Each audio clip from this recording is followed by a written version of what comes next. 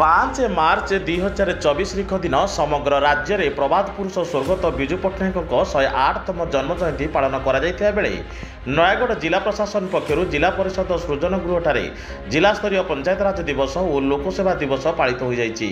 प्रशासन पक्षर आयोजित यह उत्सव में मुख्य अतिथि भाव में जिलापाल सुधादेव सिंह जोग देइथिबा बेले जिला परिषद अध्यक्ष देवाशीष पट्टनायक कार्यक्रम परिचालना करथिले। सम्मानित अतिथि भाव में जिला परिषद कार्यनिर्वाही अधिकारी देवदत्त पंडा प्रमुख उपस्थित थिले।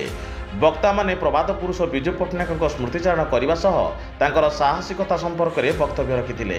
यह कार्यक्रम में जिलार 3टी पंचायत को विजु पट्टनायक सशक्तिकरण पुरस्कार प्रदान करा जायतिला।